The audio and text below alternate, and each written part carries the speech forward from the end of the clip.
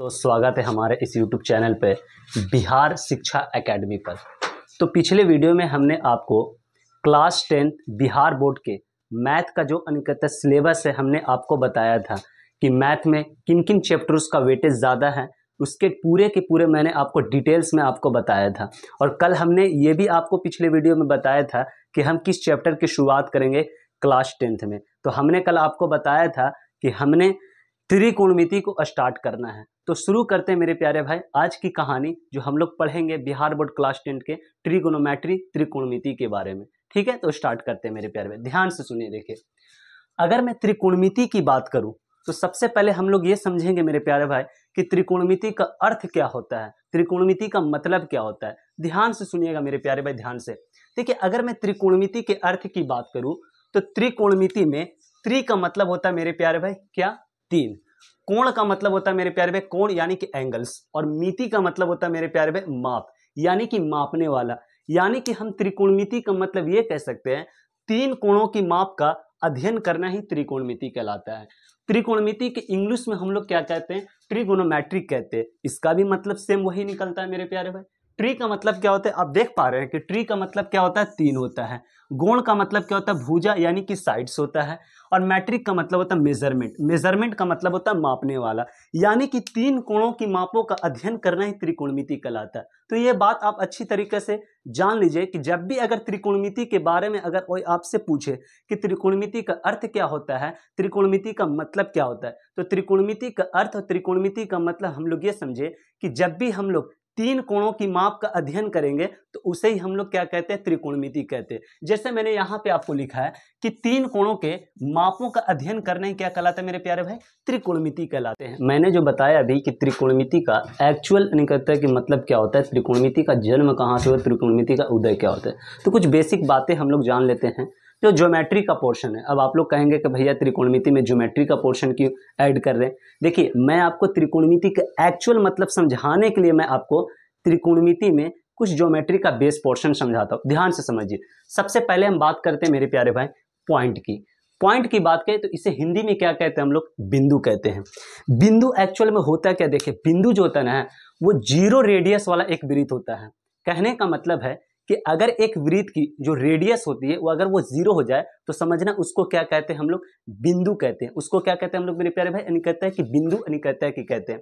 या फिर हम ऐसे भी समझ सकते हैं कि बिंदु का मतलब क्या होता है, बिंदु एक ऐसी आकृति होती है जिसकी ना तो कोई लंबाई हो, ना तो कोई चौड़ाई हो, और ना ही कोई क्या हो, मोटाई हो। यानी कि हम यहां से कहते हैं कि बिंदु क्या सर, एक जीरो डायमेंशन का फिगर है। अब डायमेंशन का मतलब क्या होता है, ध्यान से समझिए। डायमेंशन को हिंदी में कहते हैं हम लोग विमा। जैसे अगर मैं डायमेंशन की अगर मैं बात करूं मेरे प्यारे भाई, किसकी बात करूं, डायमेंशन की अगर मैं बात करूं, यानी कि अगर हम विमा की अगर मैं कहता है कि बात करूं मेरे प्यारे भाई, तो अगर हम किसी भी चीज को जो मापने वाला जो प्रोडक्ट होता है उसे क्या कहते हैं हम लोग, डायमेंशन कहते हैं। यानी कि उसे हम लोग विमा कहते हैं। जैसे लंबाई का एक डायमेंशन है, चौड़ाई का एक डायमेंशन है, ग्रेविटी क्या एक कहता है कि डायमेंशन है। तो ये सारे डायमेंशन होती है। तो यानी कि हमने आपको क्या बताया कि पॉइंट क्या होता है, जीरो रेडियस वाला एक वृत्त होता है। पॉइंट को लिखने का तरीका क्या मैं आपको बताता हूं। देखिए, पॉइंट को हमेशा याद रखिएगा जेहन में, यानी कि बात डाल दीजिएगा कि पॉइंट को हमेशा इंग्लिश के कैपिटल लेटर से डिनोट करते हैं। किस लेटर से, इंग्लिश की कैपिटल लेटर से।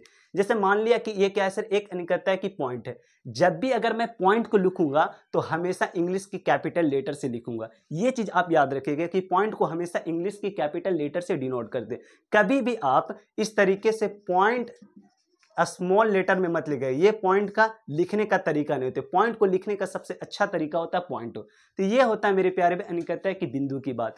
आगे चलते हैं मेरे प्यारे भाई, लाइन की बात करें तो लाइन को हिंदी में क्या कहते हैं, रेखा कहते हैं। अब सवाल ये उठता है मेरे प्यारे भाई कि रेखा क्या होती है, यानी कि लाइन क्या होती है। ध्यान से सुनिएगा मेरे प्यारे भाई, रेखा क्या होती है सर, एक निश्चित दिशा में, निश्चित का मतलब होता है फिक्स्ड, एक फिक्स्ड डायरेक्शन में बिंदु का सेट होता है। कहने का मतलब ये हमारा है कि अगर हम बहुत सारे पॉइंट को अगर आपस में सटा करके इस तरीके से अगर रख देंगे तो यहां से क्या होता है सर, एक रेखा बन जाती है।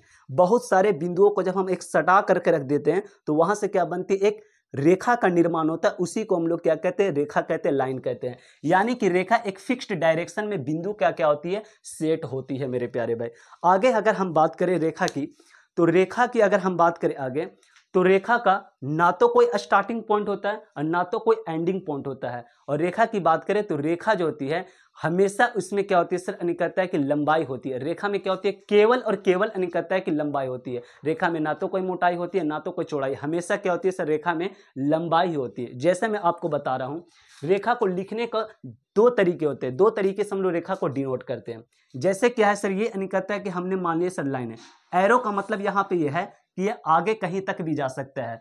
एरो का मतलब क्या है, आगे ये कहीं तक भी जा सकता है। तो आप देख पा रहे हैं कि रेखा का ना तो कोई एंडिंग पॉइंट है, कहां तक जाएगा भैया किसी को नहीं पता है। रेखा का ना तो कोई स्टार्टिंग पॉइंट है, कहां तक जाएगा किसी को नहीं पता है। तो रेखा का मतलब ये होता है। अब रेखा को लिखने के दो तरीके, जैसे हमने क्या किया सर, एक कहते हैं कि मतलब रेखा बना लिया मेरे प्यारे भाई। और ये रेखा क्या होती है सर, बहुत सारे बिंदुओं को सटा कर बनते हैं। तो एक मान लिया सर कि पॉइंट ए है, एक पॉइंट बी है। तो जब भी अगर हम कहते हैं कि रेखा को लिखेंगे तो लिख देंगे लाइन, और जो पॉइंट लिखे मैंने प्यारे भाई कहते हैं बी, इसको लिख देंगे लाइन ए बी। तो ये होता है पहला तरीका रेखा को लिखने का। दूसरे तरीके की बात करें सर, देखिए, तो जब भी अगर हम पॉइंट अगर लिखेंगे ए और बी, तो आप उस कहता है कि पॉइंट के बीच में जो डिस्टेंस है उसको आप क्या कर लिए सर, कुछ ना कुछ नाम दे दिए। और ये जो आप नाम देंगे वो हमेशा इंग्लिश के स्मॉल लेटर में देंगे। जैसे हमने यहाँ पे पॉइंट ए और पॉइंट बी के डिस्टेंस को नाम दी गया स्मॉल एल। तो लिखने का तरीका हो गया लाइन और स्मॉल एल। हमेशा ये याद रखिएगा, अगर आप दोनों पॉइंट के बीच में अगर डिस्टेंस का कुछ नाम देते तो हमेशा इंग्लिश के स्मॉल लेटर में होता है। तो ये बात थी मेरे प्यारे भाई कहता है कि रेखा की। ठीक है, आगे बात करते हैं मेरे प्यारे भाई रेखाखंड, जिसको हम लोग क्या कहते हैं, इंग्लिश में लाइन सेगमेंट कहते हैं। क्या आप इसके शब्द को ही देख के मतलब समझ पा रहे? रेखा का मतलब अभी बताया मैंने आपको मेरे प्यारे भाई, रेखा खंड का मतलब होता है टुकड़ा। उसी तरीके से सेगमेंट का मतलब क्या होता है, टुकड़ा। यानी कि अगर हम कहें तो रेखा खंड क्या होती है, एक फिक्स्ड लेंथ होती है। इसकी क्या होती है, रेखा खंड की एक फिक्स्ड लेंथ होती है, यानी कि इसका लंबाई क्या होती है, फिक्स होती है। कह सकते हैं मेरे प्यारे भाई कि लाइन का ही एक टुकड़ा होता है मेरे प्यारे भाई रेखा खंड। क्या होता है, लाइन का एक टुकड़ा क्या होता है मेरे प्यारे भाई, रेखा खंड होता है, यानी कि लाइन सेगमेंट होता है। अब लाइन सेगमेंट को लिखने का तरीका क्या आता है, ध्यान से सुनिएगा सर। अभी मैंने आप बताया सर कि हमने एक रेखा ले लिया सर अनिकता की, और इस पे दो टुकड़े ले लिए, एक ए ले लिया और एक टुकड़ा अनिकता बी लिया। क्यों? क्योंकि रेखाखंड क्या होते हैं, रेखा का एक टुकड़ा होता है। तो ए और बी क्या है सर, इस रेखा पर दो टुकड़े हैं, इसी को हम लोग कह देंगे लाइन सेगमेंट ए बी। लेकिन एक बात याद रखिए, सुविधा की दृष्टि से बार बार ना लाइन सेगमेंट लिखना तो बहुत ही बोरिंग काम हो जाता है। इसलिए हम इस लाइन सेगमेंट को सेगमेंट ना बोलकर के कभी कभी हमेशा कहता है कि लाइन ए बी ही बोलते हैं, क्योंकि बार बार सेगमेंट आ रहा है तो एक बोरिंग का काम हो रहा है कि नहीं। तो इसलिए हम लोग हमेशा लाइन सेगमेंट को लाइन ए बी ही बोल देते हैं। बात करते हैं हम लोग कहता है कि आगे रे की। रे को हिंदी में क्या कहते हैं, किरण कहते हैं। अब किरण का मतलब क्या होता है, देखिए ध्यान से सुनिएगा। किरण का जो है ना, वो स्टार्टिंग पॉइंट क्या होता है, फिक्स्ड होता है, यानी कि जो शुरुआत वाला जो बिंदु होता है फिक्स्ड होता है। लेकिन इसका एंडिंग पॉइंट क्या होता है मेरे प्यारे भाई, वो फिक्स्ड कहता है कि नहीं होता है। एंडिंग पॉइंट क्या होता है मेरे प्यारे भाई, कहता है कि फिक्स्ड नहीं होता है। लेकिन जो स्टार्टिंग पॉइंट होता है वो क्या होता है सर, फिक्स्ड होता है। ठीक है, ये बात आपको समझना पड़ेगा। यानी कि किरण जो है वो एक यूनिट डायरेक्शन में होती है, मतलब कि एक ही दिशा में क्या करती है, गमन करती है। जैसे अगर आप यहाँ पे ध्यान से देख पा रहे हो तो इसका क्या है सर, स्टार्टिंग पॉइंट फिक्स है। ए क्या सर कहता है कि फिक्स है, हमारा पॉइंट ए जो है वो फिक्स्ड है, यानी कि अब यहीं तक ये क्या रहेगा, स्थिर रहेगा। लेकिन जब इसको आगे बढ़ा रहे हैं तो ये एरो का मतलब अभी बताया सर कि कहां तक जाएगी किसी को पता नहीं है। लेकिन इसका जो एंडिंग पॉइंट है वो फिक्स्ड कहता है कि नहीं है मेरे प्यारे भाई। लेकिन स्टार्टिंग पॉइंट क्या सर, फिक्स्ड है। तो ये होती किरण का मतलब कि जिसका स्टार्टिंग पॉइंट फिक्स्ड हो लेकिन एंडिंग पॉइंट फिक्स्ड नहीं हो। अब बात करते हैं कि किरण को लिखा कैसे जा सकता है।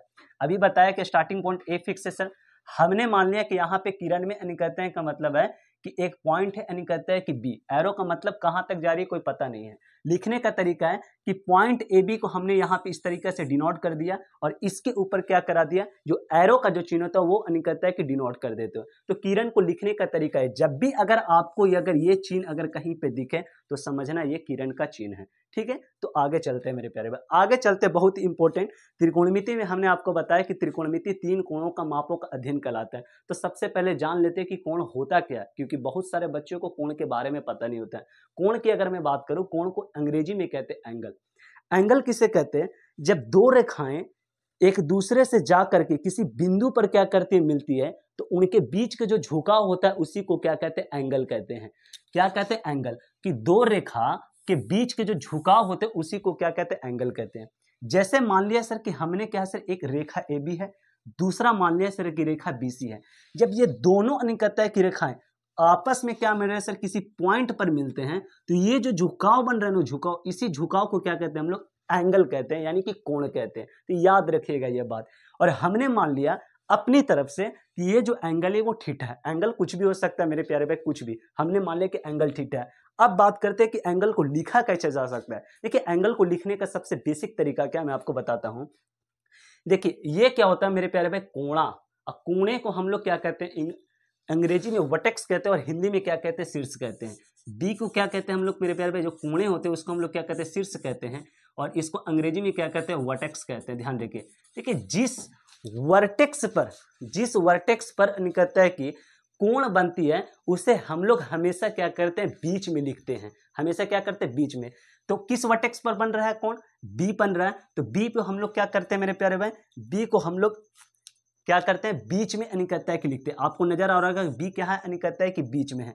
तो जब भी जिस वर्टेक्स पर एंगल बनता है उसको हमेशा बीच में लगते हैं। बाकी आप ए को आगे रख लें या ए को पीछे रख ले, सी को आगे रख ले, सी को पीछे रख ले, उससे कोई फर्क नहीं पड़ता है। फर्क इस बात से पड़ता है कि जिस वर्टेक्स पर एंगल बनता है उसको हमेशा बीच में लगते हैं। देख रहे हैं बी वर्टेक्स पर यहाँ पे बन रहा है एंगल, तो मान लीजिए इसको लिखने का तरीका, जब भी लिखेंगे तो इस तरीका से एंगल का चिन्ह दे देंगे। ठीक है, तो ए बी सी बराबर क्या, थीटा। इसका मतलब है कि बी की जगह पे क्या लिखा है, थीटा, जिस वर्टेक्स पर बनता है। तो ये होती है एंगल के बारे में। ठीक है, आगे बात करते हैं हम लोग कोणों के प्रकार की, यानी कि टाइप्स ऑफ एंगल की, कि कोण कितने प्रकार के होते हैं। अधिकांश बच्चे ये जानते हैं कि कोण मुख्यतः 3 प्रकार के होते हैं। जैसे न्यून कोण आपने पढ़ा होगा, अधिक कोण आपने पढ़ा होगा, समकोण त्रिभुज, इस समकोण कोण आपने पढ़ा होगा। लेकिन मैं आपको बताऊंगा कि कोण के 6 प्रकार होते हैं। ध्यान से सुनिएगा मेरी प्यारी बात। सबसे पहले बात करते हैं जो कोण होती है, पहला वो होती है न्यून कोण। अंग्रेजी में इसे कहते हैं एक्यूट एंगल। न्यून कोण का मतलब क्या होता है, देखो न्यून का मतलब होता है छोटा और एक्यूट का मतलब ये होता है छोटा, यानी कि जो एंगल 0 डिग्री से क्या हो, बड़ी हो, और 90 डिग्री से क्या हो, छोटी हो, वो सारे के सारे एंगल्स क्या कहलाते हैं, न्यून कोण। यानी कि हम कह सकते हैं कि जो न्यून कोण होता है वो 0 डिग्री और 90 डिग्री के बीच में होता है। क्या होता है, 0 डिग्री और 90 डिग्री के बीच में होता है एक्यूट एंगल। जैसे सपोज हमने मान लिया कि कोई एंगल है मेरे प्यारे भाई, सपोज हमने मान लिया कि कोई एंगल है 73 डिग्री। अब ये 73 डिग्री को अगर ध्यान से देखिएगा तो ये 0 डिग्री से क्या है, बड़ी है, और 90 डिग्री से छोटी है। यानी कि हम कह सकते हैं कि 0 डिग्री और 90 डिग्री के बीच में जितने भी सारे एंगल्स आते हैं वो सारे के सारे एंगल्स आपके एक्यूट एंगल कहलाते हैं, न्यून कोण कहलाते हैं। ठीक है, आगे चलते हैं मेरे प्यारे भाई, समकोण। समकोण को हम लोग अंग्रेजी में कहते हैं राइट एंगल। अब राइट एंगल क्या होता है, ध्यान से सुनिएगा।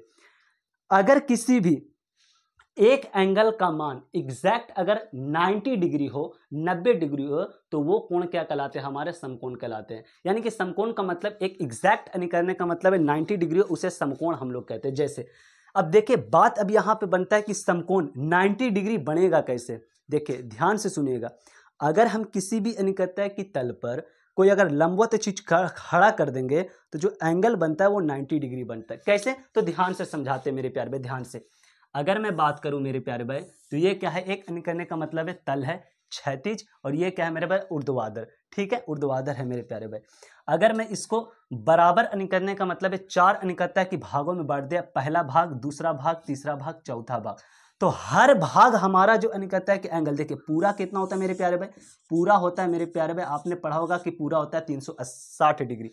360 डिग्री का जब मैं 4 बराबर भाग करूंगा तो प्रत्येक भाग कितना डिग्री का बनेगा, 90 डिग्री। तो यहां से हमको पता चलता है कि जो समकोण होता है वो एग्जैक्ट 90 डिग्री, अगर एक एंगल एग्जैक्ट 90 डिग्री हो तो उसे हम लोग क्या कहते हैं, समकोण कहते हैं। ठीक है, और समकोण को लिखने का तरीका क्या होता है, देखिए अगर किसी भी तल पर, अभी बताया कि किसी भी तल पर अगर कोई चीज अगर खड़ा हो तो उस अनिकतः की खड़े हुए तल पर हम लोग क्या कहते हैं, लंबवत कहते हैं, परपेंडिकुलर कहते हैं।